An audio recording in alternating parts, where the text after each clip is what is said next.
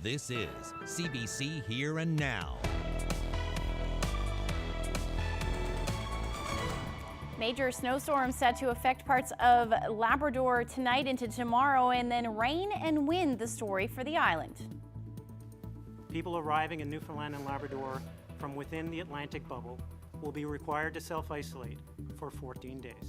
We shouldn't be moving around out of the province particularly unless there is some real pressing need. If we have somebody in a class who tests positive, then that entire cohort would be considered close contacts of that positive case, and so would have to self-isolate.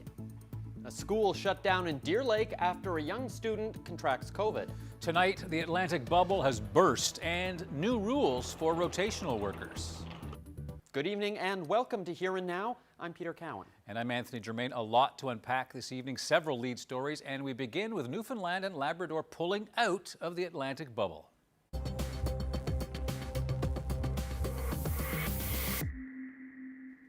Well, the Atlantic bubble has burst. The Premier made the announcement this morning. Gone is the free flow of travel between here and the Maritimes.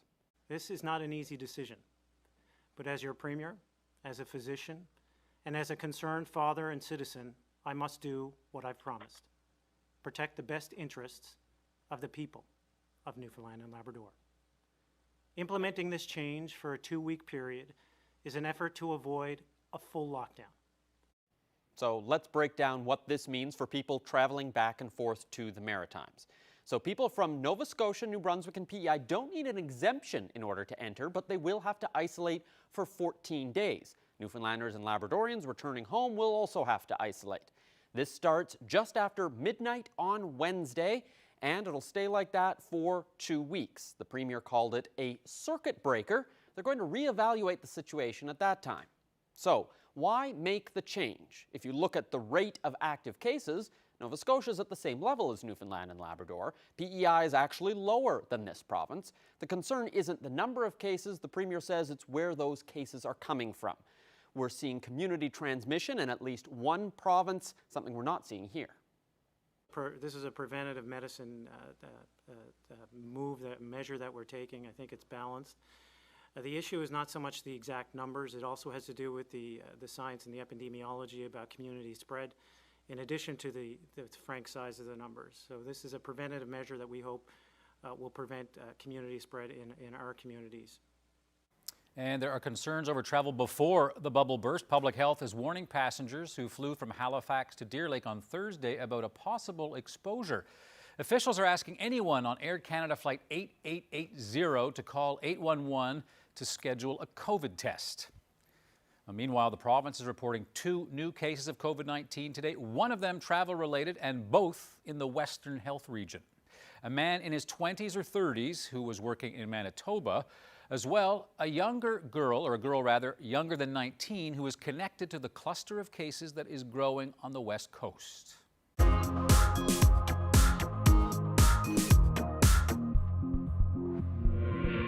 Well, it's that new case that's causing concern on the West Coast. The girl is the first positive case of a student in a school. That's shut down Elwood Elementary in Deer Lake for 2 days. Today, health officials said students in the same class and other close contacts will be contacted to get testing, but they wanted to send everyone home just to be safe. Because this is the first instance, I would rather that we acted with an abundance of caution than to look back and think that we should have. Because this is the first case, we've taken this action to ensure that all the measures that we've put in place in our plan and the contact tracing can be followed through and done properly and effectively. Now, that new case that Mr. Osborne was talking about has people in Deer Lake worried, and it's not just the school. The Town Hall and Recreation Centre have shut down as well. Reporter Troy Turner brings us the very latest from Deer Lake. Deer Lake today is a town on edge. Things have been really quiet here on Main Street most of the afternoon as people process the information coming on this latest cluster of cases. There's concern and nervousness and finger pointing. The people I spoke to today wouldn't do on-camera interviews, but they did tell me this past weekend saw a change in the air It was reminiscent of the start of this pandemic. Most people I spoke with are calling for tighter controls on travel and self-isolation, and they want enforcement of the current existing restrictions. There's widespread worry, and people are scared things are going to get worse. Atop everyone's concerns, of course, is the health and safety of their friends and family in the coming days and weeks ahead. Troy Turner, CBC News, Deer Lake. Now, I'll speak with Deer Lake's mayor later in the show about the ripple effect in all of the schools in that area, as well as the impact on the broader community. Well, in the meantime, the head of the teachers union says it was the right call to shut down Elwood Elementary in Deer Lake. The president of the NLTA says now more than ever, the school system needs better enhanced safety measures. Our Cecil Hare reports. Dean Ingram says now that the school system has had its first COVID-19 case, it's time to narrow or eliminate the gap in rules for public places and schools. We've had concerns about the discrepancy and the inconsistency between the safety measures we see in place in public venues throughout this entire province and what's not in our school system. We think now is the time, more than ever, to reassess why those measures in our schools are less than we see in these venues. Masks, he says, need to be mandatory at all times, and if that can't happen, physical barriers are needed. Distancing, he says, isn't happening, and parents are worried too. The board says in Deer Lake, many are keeping their kids home. Well, I would imagine it was apprehension within the community, understandably so. So the attendance rates were very low, less than 25%. I think the fact that the parents chose to not send their students, their children, to school speaks to the degree of anxiety they have. A lot of that anxiety would be addressed if our school system had the same protective measures that we see in other public venues. The board also says it's reviewing school access in the Deer Lake area for sports and other extracurricular activities. Moving from elementary to post-secondary, some Memorial University staff were meant to return to campus today, but that was put on hold. MUN says it is acting out of an abundance of caution. Meanwhile, the university is open. Those who've been working on campus can continue to do so. Cease here, CBC News, St. John's. So that's COVID and education in the province. Now let's take a look at those new rules for rotational workers and their families. Our Mark Quinn is on that story this evening. He joins us live from our newsroom. So Mark, what's the latest? Well, Anthony, this was one of the key changes that was announced today. As of Wednesday, rotational workers returning to Newfoundland and Labrador will have to wait 2 days longer before getting their COVID-19 test. I'll let Dr. Janice Fitzgerald explain. Currently, rotational workers can receive a test on day 5 of their return, and if negative, they can leave self-isolation at day 7. We are making an adjustment in this order, effective Wednesday, November 25th, where workers from a non-outbreak site within Canada will be required to wait until day 7 for their test. If they receive a negative test, they can avail of a modified quarantine. They can leave their house and visit public places and other family members. They must wear a mask when in contact with people outside of their household bubble, even if that's other family members. They must not attend mass gatherings or crowded spaces and must not enter a long-term care facility, personal care home, or assisted living facility during the final 7 days of their modified quarantine. Now, there was also discussion about the people who live with rotational workers, people in the same household as them, and what they should be expected to do. Dr. Fitzgerald said that when they're outside of their household, they are obliged to wear a mask. When they're outside in public with anyone who's not a member of their household, they should be wearing a mask. She also said that these people should avoid long-term care and seniors' homes as much as possible. And she made a distinction here. She's saying they're not banned from those facilities, but they should try to avoid them. Here's what she said. It is a recommendation that it be avoided as much as possible. Again, we're trying to strike a balance. We realize that if we prohibit people from going into long-term care facilities who are not the travelers themselves, that could cause hardship for care in these people who live in the long-term care facilities. So, we're trying to strike as good a balance as we can. So we're asking that people avoid those situations. The families of the rotational workers avoid those situations, but we haven't restricted them in a special measures order specifically. Now, these changes come, of course, after 2 clusters in this province, one in Deer Lake and one in Grand Bank, have been linked to people returning from Alberta. The good news is that Dr. Fitzgerald believes that these 2 clusters, although she did say it's early days in Deer Lake, she does believe these 2 clusters are under control. Mark Quinn, CBC News, St. John's. An update now on the Quebec-Labrador border. Quebec residents traveling across at the Strait of Belle Isle will now need an exemption to enter this province. Labradorians taking the ferry across the strait to Newfoundland are not required to isolate. Labradorians crossing into Quebec on their way to the ferry terminal must remain in their vehicles until they board the boat. Passengers crossing the straits from Newfoundland also have to stay in their cars from the time they depart the ferry until they cross the Labrador border. There is, however, no change right now with the Labrador West border connecting to Vermont.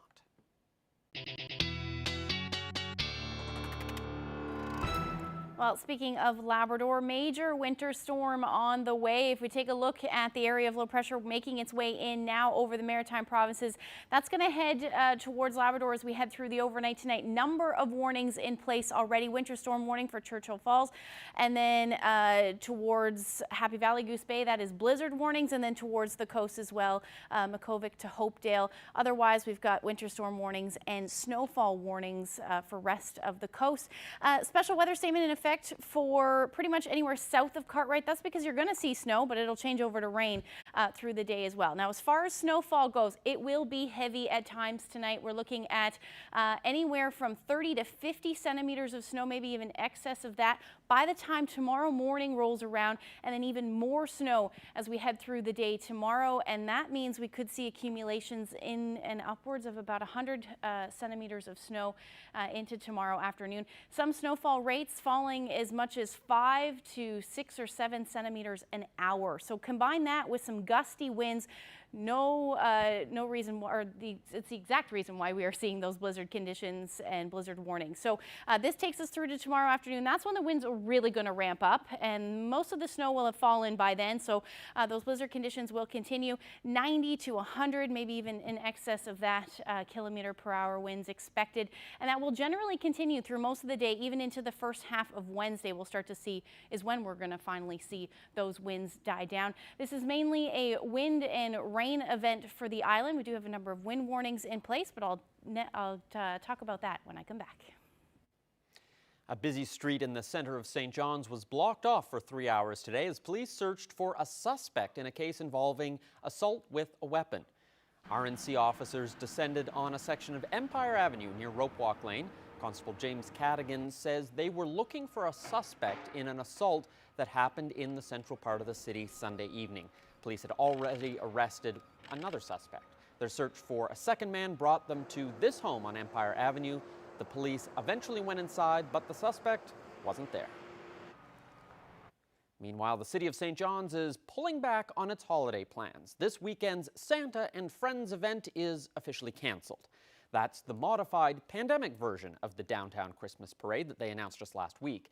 Thousands of people had already signed up to walk through Mile 1 and see Santa. Now, organizers worry about how the Community Food Sharing Association will cope without the parade's annual donation. The city is also calling off its holiday market, the winter version of the pedestrian mall. It was supposed to happen on 2 weekends early next month, but the city is canceling because of increasing COVID concerns. This is not the time to be doing outdoor events like that, and or indoor events like that where we're bringing a lot of people together.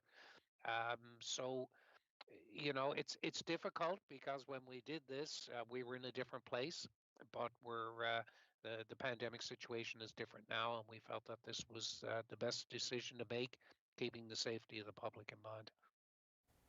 Well, it's taken a while for Peter and I to get some good news this evening, but we do have some. Next year's Rhodes Scholars have been announced, and Bonavista's Javon Marsh is one of 11 Canadian students chosen for the prestigious scholarship to study at Oxford University. Marsh just finished a Master of Science in Chemistry from Queen's University in Kingston. He also has a Bachelor of Science from Memorial. He wants to continue studying chemistry at Oxford and focus on creating therapies to treat children with rare brain cancers. Now, it's still not clear if he'll get to attend those classes in Oxford in person. Thank you to everybody that has supported me in my journey so far, for my parents and my other family and the sacrifices that they have made to allow me to get here, for my friends, and of course for my mentors that I have had at Memorial, at Queen's, as well as around the world as I've completed research internships in different countries. And it really takes a community in order to be able to get somebody to this point. And so this isn't just my own success. This is a success of my entire network. And yeah, smart guy. Yeah. Now, as if 2020 wasn't hard enough, some students at Memorial University's School of Medicine decided to step it up. The school's adventure sports group planned to run the trail leading up to Signal Hill every day during the month of November to raise some cash. Yeah, certainly something that'll get your heart rate going. It also allows the students to give back to the community during a year that's been a little different for many of them. Here now's Jeremy Eaton tried to catch up with them over the weekend. We're members of the MunMed Adventure Sports Club. So this is our inaugural year, and as an event that we wanted to hold throughout November, a bit of a challenge to ourselves. I think me and Joey were chatting one evening and thought it would be neat to get something started that would kind of engage the community a little bit and a bit more public awareness. I think with the current state of the political and global climate right now, Hills for Humanity was a catchy and really enticing name. And as a part of that, we are raising funds and awareness surrounding the Arthritis Society. I was diagnosed with arthritis, juvenile idiopathic arthritis, when I was 13, and it's been something that I really struggled with for a long time. I found that through exercise, it really helps kind of mitigate the bad effects of the disease. And so Brett and Joey came over one time and we had a kind of club meeting to decide what we wanted to fundraise for, and I kind of put forward the idea of the Arthritis Society just because they took really good care of me when I was in the pediatric center back in Halifax. It definitely depends on the day. I mean, no question, some days you kind of forget about it, and by the evening you're like, man, we gotta pick it up and make sure we complete the challenge. So it's good. I mean, like everyone knows, Signal Hill is windy and cold sometimes, so every day provides a new challenge for sure. Were you a trail runner or a runner to begin with before this started? Not really, no. So this has been a bit of a challenge for me, and it's been new and exciting, and it definitely gets me out and around. So, and having some great people around who are runners to help teach me along the way has been awesome. And I think that this was just a really good opportunity to kind of get started in the medical world. Like, we just started in the end of August, and I think this is a really good way to kind of dive both feet in, especially with COVID, the fact that we're not actually allowed to be in the clinics interacting with the community. It's kind of nice to be able to give back in this little more of an indirect way. Yeah! All right. Yeah!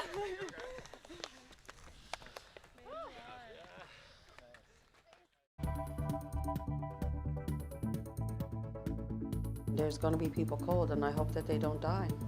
You know, I pray that they don't die because it can happen. We've had people die. COVID-19 restrictions are leaving the homeless in Labrador out in the cold, and advocates say it could spell disaster. Garrett Berry will have that story coming up next. Well, this area of low pressure bringing snow to Labrador is going to bring some warmer temperatures and some rain to parts of the island. I will have all those details in your full 5-day forecast coming up.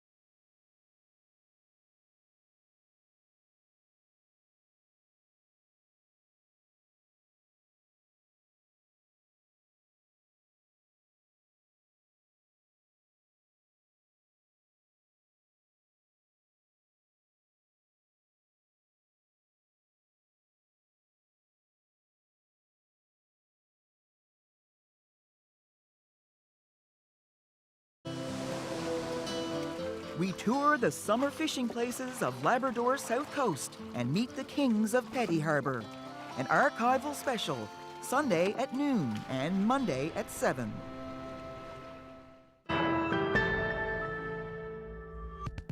Welcome back to Here and Now. Advocates for the homeless fear there's a perfect storm brewing in Happy Valley Goose Bay this year.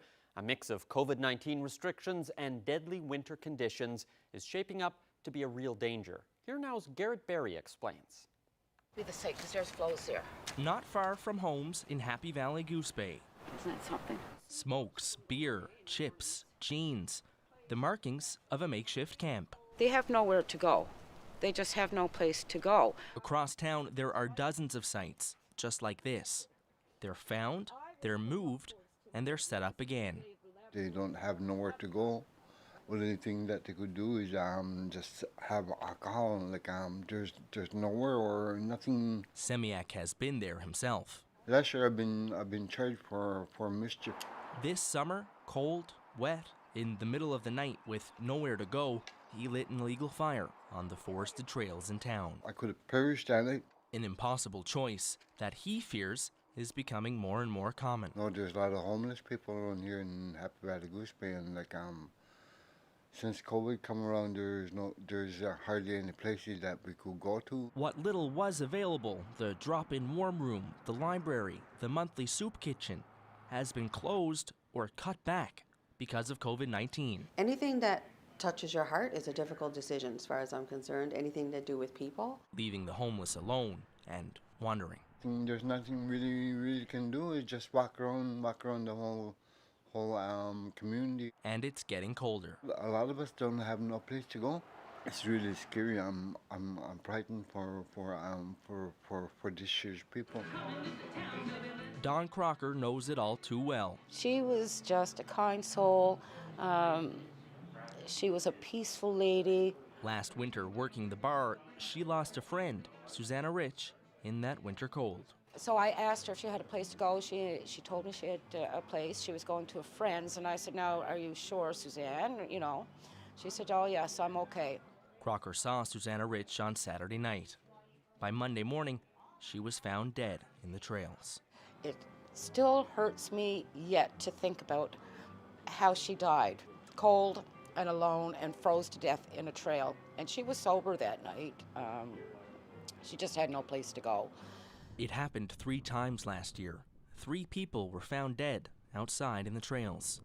Crocker believes the winter cold was a contributing factor, and she feels it coming again. I know it. People in town know it. People in town are just waiting for to hear it on the news in the morning. You know, a life lost down in the trail. Should never be. Should never be. And homelessness appears to be growing. The volume just blew up overnight, it seemed like. The Housing Hub shelter has been overflowing for months. It was overcrowded even before the pandemic. The service is 4 years old, but operators say they are understaffed, treading water, unable to graduate their clients out of their services. 15 is a comfortable number, I would say, of people that we just haven't found the right fit for them, whether that's private landlords, supportive living, other communities they've tried, they've come back. So this should be a temporary place for people to stay when they have no housing, and then we need to look at people moving on. At the moment, there's very little moving on. At night, they'll take in as many as they can fit. They'll use a local inn too.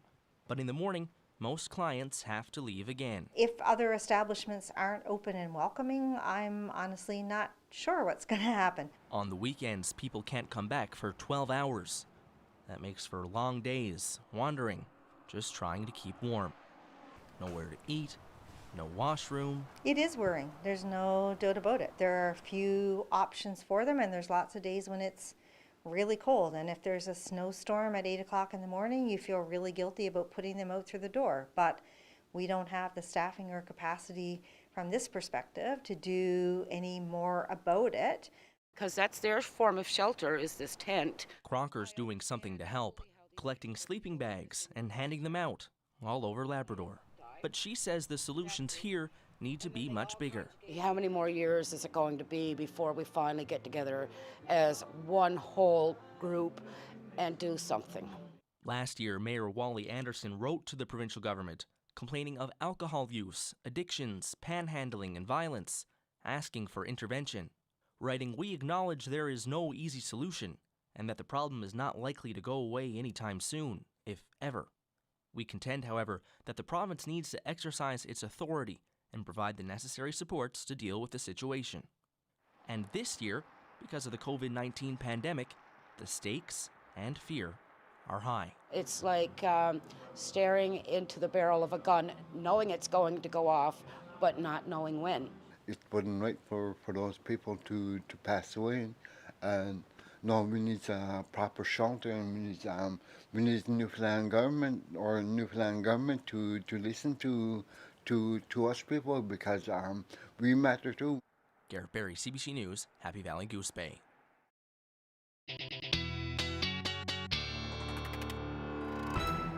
Certainly that area is expecting to see, you were saying, up to 1 meter of snow over the next... Potentially, yeah. Yeah, that would be the biggest amount of snow one spot in this province has seen since Snowmageddon, I guess, really. That's right, yeah, and may even beat that. And may even beat that. Here on the island, though, that got hit the last time, it's a very different story, though. Very different story. It's going to be much warmer than what we're seeing up in Labrador.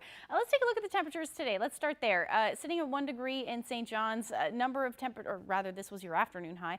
Temperatures very similar, a little warmer down along the south coast. But take a look at these temperatures just over the Maritime provinces right now. That is what is headed our way as we head through the overnight tonight. So we're already starting to see some flurries on the west coast, or at least just off shore right now. And as we head through the night tonight, that snow will make its way through Labrador, which I mentioned earlier will be heavy at times, with some snowfall rates as high as 5+ centimeters an hour. Note what happens with these temperatures, though. So by midnight tonight, we're already starting to see those temperatures climb into the mid-single digits. That will continue with rain moving through heavy at times, certainly along the southern portion of the island. And then you'll see for southeastern portions of Labrador as well, you're going to start to get into some of that drizzle or rain snow mix as far as Cartwright goes, and then that will continue into the early morning hours. So just wanted to show those warnings one more time for Labrador. Churchill Falls under winter storm warning as well.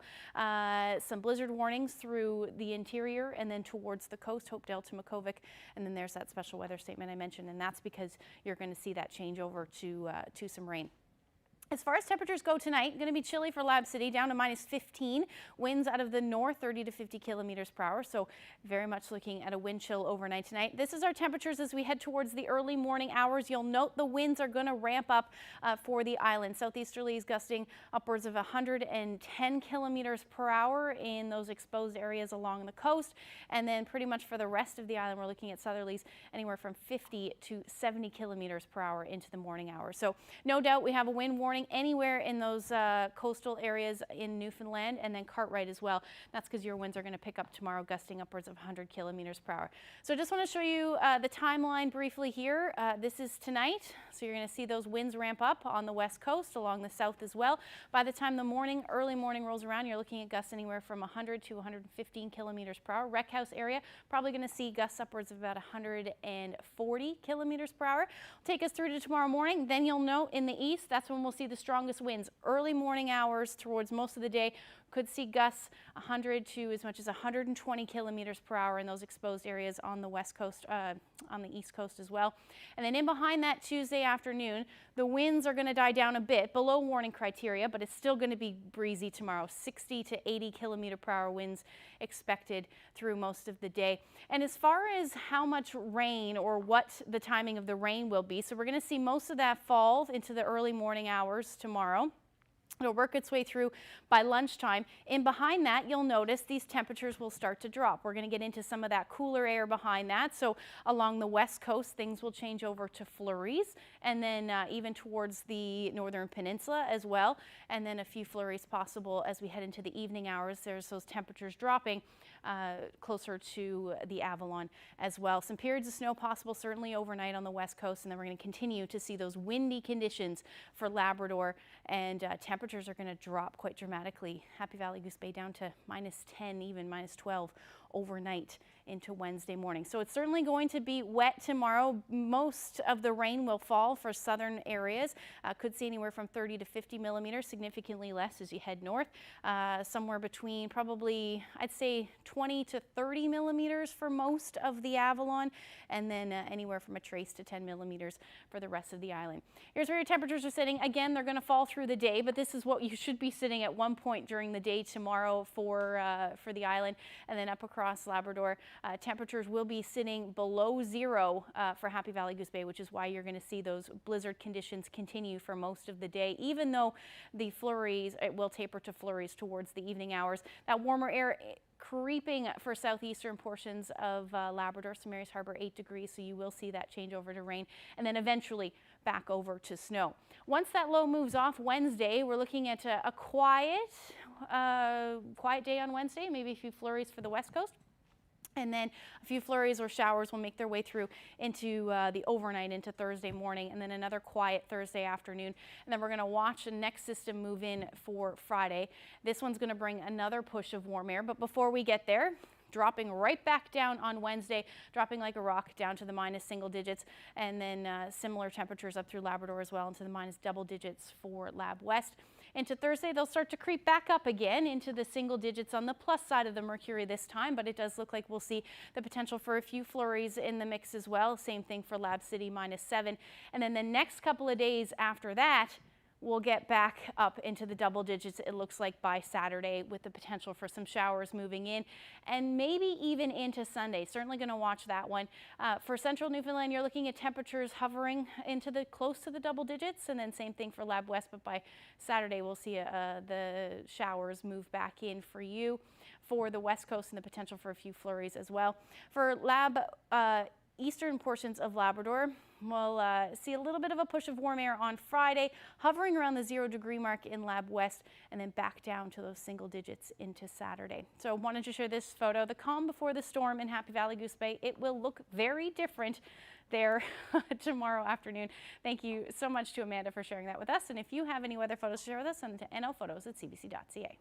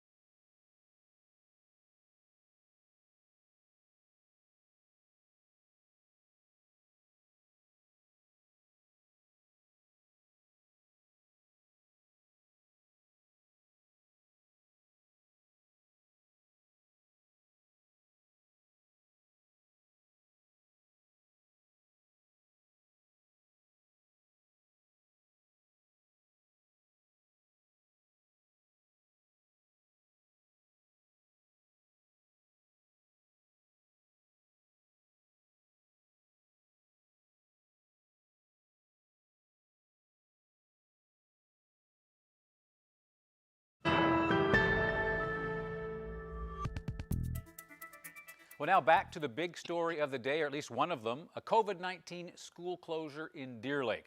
Elwood Elementary is not the only place to shut its doors in that town, and Deer Lake's Mayor Dean Ball joins us now. So, Mr. Ball, what's the mood like in Deer Lake, given the weekend you've had, and quite a day as well? Well, Anthony, has been an hectic day, but we just left the town office here a few minutes ago, and we did the testing here in Deer Lake today for those kids, and it went over really well. It was we set it up at the town office, and we were really pleased on how quick that we got through that. So, that's on the bright side of this was a good day to get that done. My understanding is the elementary school obviously closed, but also the junior high. Very few people showed up today. What is the school situation in Deer Lake right now?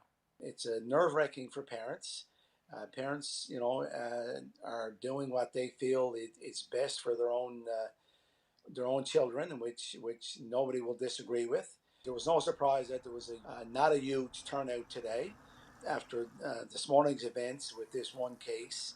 That school now is closed for 48 hours, and we'll reevaluate prior to the 48 hours. Right. I guess everything depends on tomorrow's the test results. The junior high school, I think most teachers called in sick today. Is this, you know your town better than I do.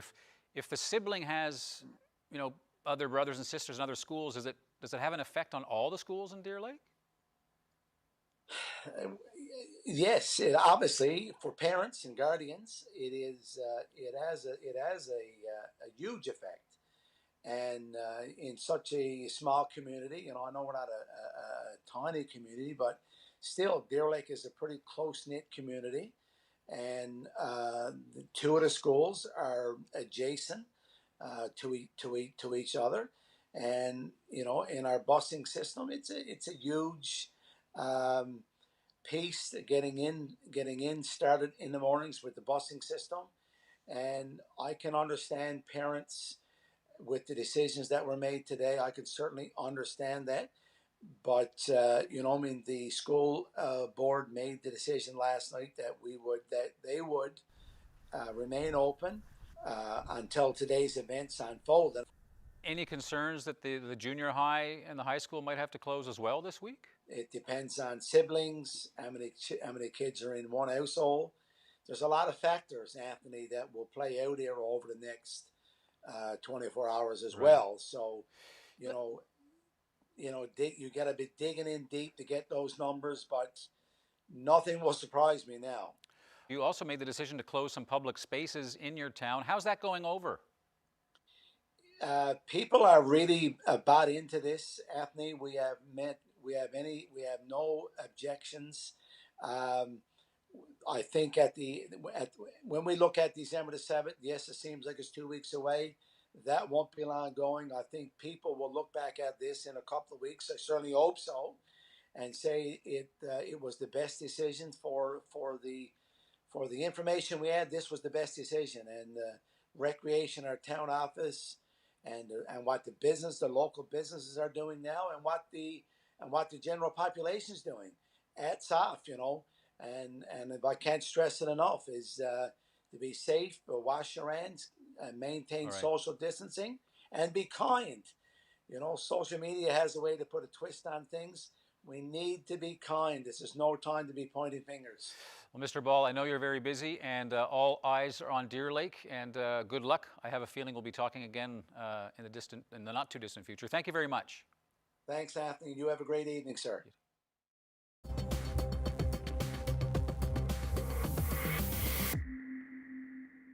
Reality has pricked the Atlantic bubble. Our province of Newfoundland and Labrador, as well as Prince Edward Island, have pulled out, at least temporarily.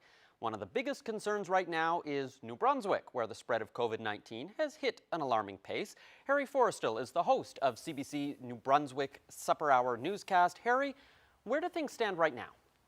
Well, Peter, the four Atlantic provinces all had pretty well an equal share in making sure the bubble succeeded. And it was always going to be New Brunswick that really held the key to its success because, of course, we're the gatehouse for COVID fortress in Atlantic Canada. We also have the greatest vulnerability. We have land borders with both the U.S. and Quebec. So We are the vanguard, but we are also the weakest point in the Atlantic bubble. Now, that weakness became abundantly clear over the weekend. We had 29 infections over Saturday and Sunday, many of them in the St. John region. Today, another 15 infections and a single death.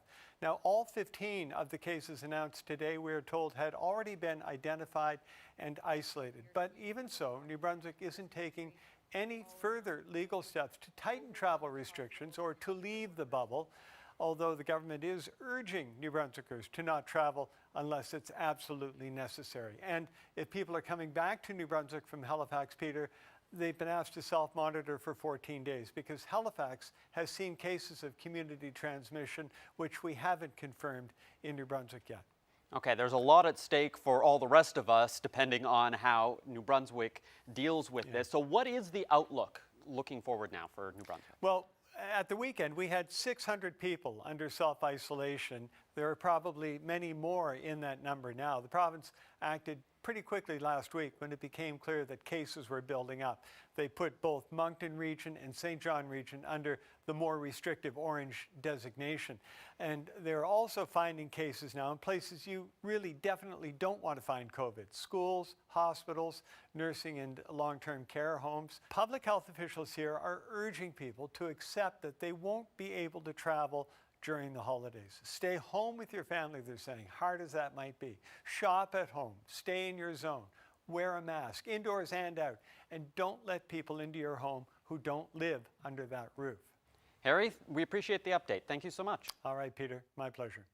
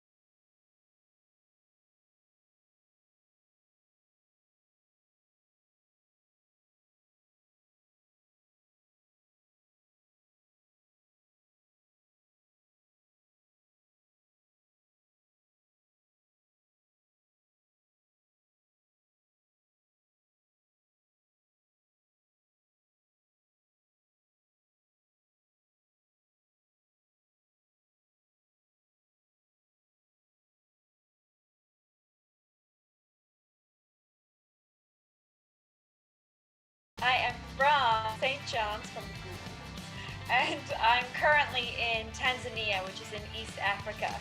I am in a city of 10 million people, in a country that is smaller than Newfoundland with 90 million people in it. Newfoundlanders and Labradorians living around the globe in the middle of a pandemic. Basically, we shopped at a Needs convenience store, basically. A Needs convenience store equivalent for Yeah, like, 2 like months. a Marie's mini mart. Far from home, Wednesdays on Here and Now.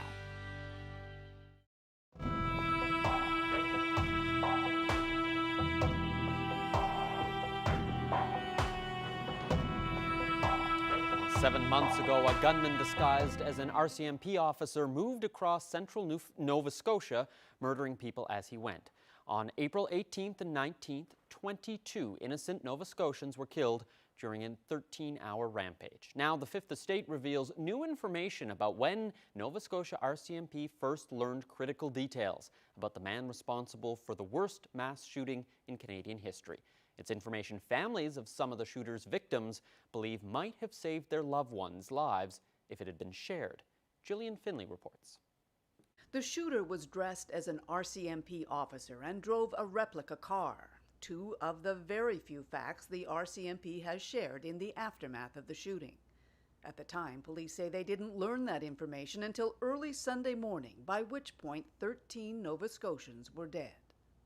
Prior to that time, we did not have all those details. The bulk of the details about our suspect came to us at that time. But the Fifth Estate has obtained an audio tape that reveals the RCMP had the key details at least 8 hours earlier. They came from a witness who'd been injured by the man doing the shooting, Gabriel Wortman. I think I literally said, I'm 90% sure it's my neighbor Gabe. The witness wouldn't speak to us, but he did record this interview with a private investigator explaining what he told police. And he had an RCMP officer, or RCMP car. I knew he had those cars, but I'd never seen them badged. That was at 10:30 Saturday night. And yet it wasn't until 10:17 the next morning that the RCMP shared the information with the public in a tweet. I've gone over and over and over again. They didn't release that he was dressed as an officer or in a marked cruiser. If the RCMP had have armed us with the information of who he was and what they knew by 11 o'clock Saturday night, she wouldn't even been on the road. Beaton's wife, Kristen, a community health care worker, was shot on this country road just after 10 o'clock Sunday morning. A few minutes later, so was Heather O'Brien. Would that have made a difference if that Certainly, information yeah. had been known to your mom, do you think? I think it would have made a difference for my mother. I think it would have made a difference for Lillian Hislop and Kristen Beaton, Joey Weber, because why? Tina Goulet. They failed to give the public the information they needed to stay safe. They failed at that.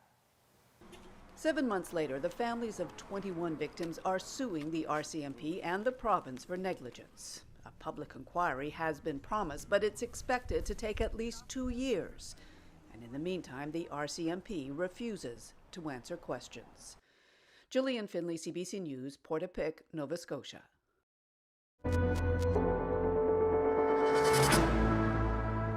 Well, more positive news today about vaccines to combat COVID-19. Oxford University has released new data on one that it's developing with drug company AstraZeneca. Canada has already ordered millions of doses of that medication. The CBC's Renee Filipponi has the details. A modern vaccine made in the labs of historic Oxford University, now the third to show encouraging results. The Oxford AstraZeneca jab was given to more than 20,000 people in the UK and Brazil. The trial tested 2 dosing regimes and had an average efficacy rate of 70%, but the results for each group were very different. One group got 2 full doses 1 month apart and was 62% effective. The other got half the dose for the first shot, followed by a full dose 1 month later. It was 90% effective. We also, in the trials, saw no one go into hospital with disease or develop severe disease if they had been vaccinated. The vaccine needs to be approved by regulators around the world. The UK government says it could start offering it as early as next month. This is not a pandemic without end. We can take great heart from today's news, which has the makings of a wonderful British scientific achievement. Unlike the Pfizer and Moderna vaccines, which have shown a higher efficacy rate, the Oxford vaccine is much cheaper and easier to store and transport. I think this will be a truly global vaccine in terms of its deployability and its accessibility. And it's going to be probably more affordable than most others for low and middle income countries. AstraZeneca says it can provide 3 billion doses in the next year and pledges not to make a profit from poorer countries. Authorities warn the fight against COVID is far from over, but this is a glimmer of hope during a dark time for countries around the world. Renee Filipponi, CBC News, London.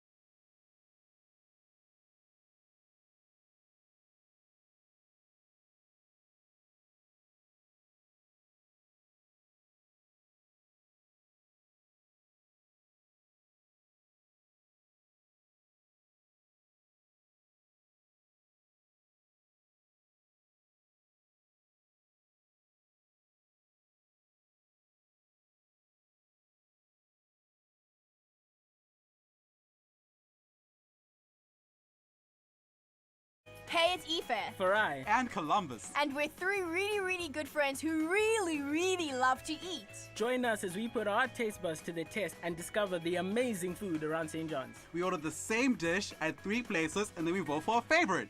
Let's get stuffed! It hardly seems possible, but on some days the most beautiful places in the world somehow look just a little more beautiful. Take a look. Well, visitors to this World Heritage Site in eastern China call the formation a cloud waterfall, with mountain mist cascading through the slopes and nestling into the valleys. The hypnotic scene unfolds for miles, drawing professional and amateur photographers alike. Actually, I've seen some of this sort of cloud cover before on the west coast, coming down the long-range mountains in and around Grossmorn. So sadly, won't be seeing any of that right now. No, we will not be seeing any of that. It looks pretty beautiful there, though, hey, the fog? Absolutely. Gorgeous. Now, over the next couple of days, we've got plenty of cloud cover, not fog, at least for tonight anyway. We could see some develop, but we're looking at mainly a large area of low pressure moving in. It's going to bring that snow up through Labrador. We'll just take a look one more time at the future tracker to time that out. Winds are going to ramp up tonight as well as the temperatures warming. We're looking at that, temperatures into the 10 to 12, 13, 14 degree range tomorrow afternoon. Eventually, and behind that, we'll see some of that colder air wrap around. Anything on the west coast should change over to flurries or light snow. And then eventually into the afternoon, we'll see these heavy rain showers taper to either drizzle or taper off altogether. And then we'll see those temperatures drop again into the afternoon. Just wanted to take a look one more time at the amount of snow expected for parts of Labrador tomorrow afternoon. Upwards of even 100 centimeters of snow is certainly possible.